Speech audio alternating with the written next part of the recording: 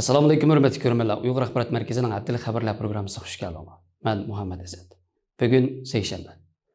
Tövəndə diqqətlə xəbərlərimizin təfsilatı da olsun. Televizyonda 15 noyabrdagi xabar ko'ra Biden San Fransiskoda o'tkazilgan Osiyo Tinch okeani iqtisodiy hamkorlik munbir jarayonida Shi Jinping bilan ko'rishgan bo'lib, ular bu yerda Xitoy qartilgan jazo tadbirlari va Xitoyda ishlab chiqarilib Amerikaga to'shilayotgan fentanyl to'g'risida suhbatlashgan.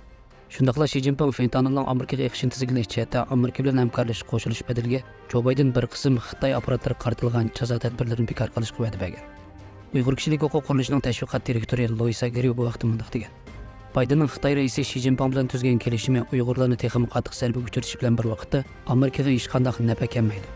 Agar Amerika hukumati Uyg'ur qirg'inchiligiga qarshi kurashdan Xitoyga yo'l qo'yib o'z g'oyasi va faoliyatlarini manfaat badaliga sotsa va buning o'rniga hech narsaga erishilmasa, bu ko'tarib qo'qqisiz nomusdir.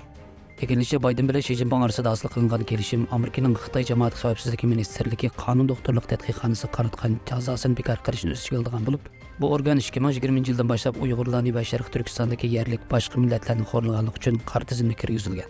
Bugun bu organning jinoyati o'z betida davomlashayotgan bo'lsa-mu, ammo atalmish manfaat badaliga qora tizimlikdan chiqarib etilgan.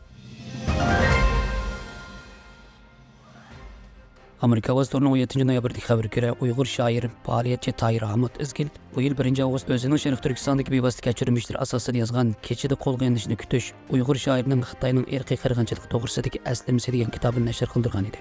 Bu kitob yaqinda Amerikadagi ikki donliq matbuotning e'tirofiga erishgan bo'lib, Washington Post gazetasi bu kitobni diqqatga sazovor adlik parcha realistik asarning biri deb baholagan.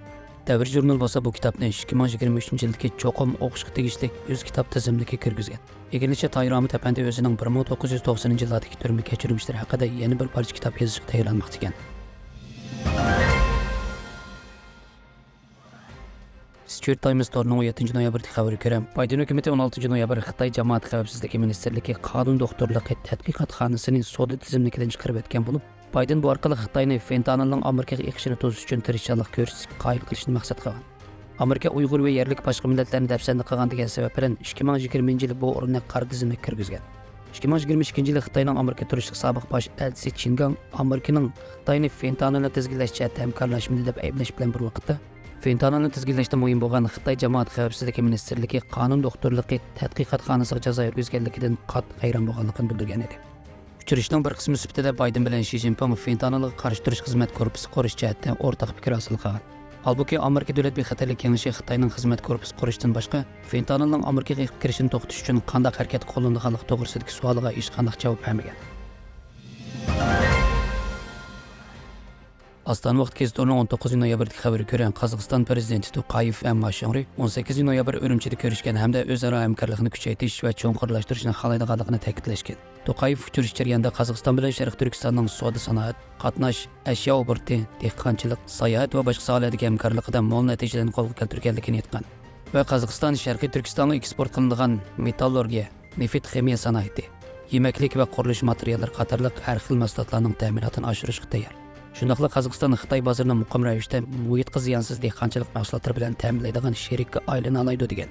To'qayev Qozog'iston bilan Sharq Turkistonning 4 chegara rayoni o'rtasidagi iqtisodiy munosabat to'g'risida alohida to'xtalgan.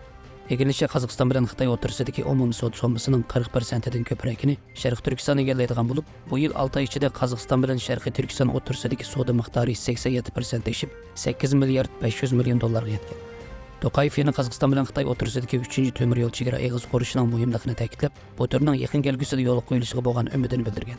To'qayev yana Qozog'iston bilan Sharqiy Turkiston o'rtasidagi tarixiy, kultural va insoniy munosabatlarni kuchaytirish to'g'risida to'xtalgan. Mashonri bo'lsa To'qayev bilan Xitoy raisi Shi Jinping orasidagi suhbat hosil qilingan kelishimlarni va atalmish bir balvoq bir yo'l boshliqlar munbirda e'lon qilingan tashabbuslarni yo'l qo'yishning muhimligini ta'kidlagan.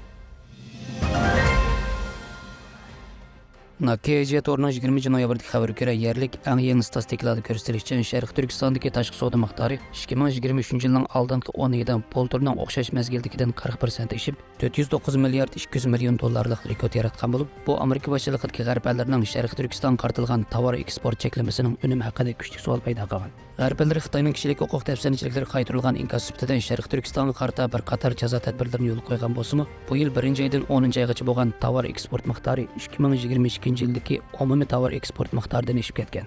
Urumchi Tamojasining 20 yanvar e'lon qilingan soliq ma'lumotlarida ko'rsatilishicha, Faqat bu yil oktyabrda chet eldan Sharqiy Turkistonga kirgan va chiqqan umumiy tovar qiymati 48 milliard dollar bo'lgan. Xabarlarimizni ko'rganingizga rahmat. Ko'rishguncha omon bo'linglar. Xayr xo'sh, Allohga omonat.